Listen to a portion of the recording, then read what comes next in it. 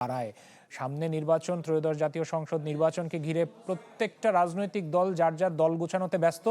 আজকে বিএনপি এবং বিএনপি সমমনা যে রাজনৈতিক দলগুলো তারা মনে করে, তারা বিশ্বাস করে যে তারেক রহমানের বাংলাদেশে আসার সাথে সাথে রাজনৈতিক প্রেক্ষাপটটা আরও এক নতুন মাত্রা পেল এবং একই সাথে যে রাজনৈতিক দলগুলোর যে হিসেব নিকেশ সেগুলো নতুন করে হয়তো খাতা খুলে আজকে হিসেব করতে বসে যাবে।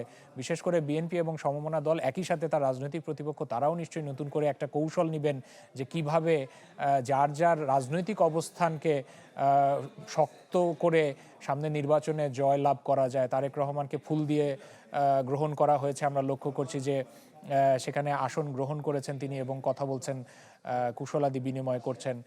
এবং তারেক রহমান যেমন আলোচিত ব্যক্তিত্ব রাজনীতির অঙ্গনে, বিশেষ করে 2008 থেকে শুরু করে 17 বছরের পর একরকম বলা চলে যে তিনি নির্বাসনেই ছিলেন বাংলাদেশের মাটিতে সশরীরে, আজকে তাকে দেখা যাচ্ছে।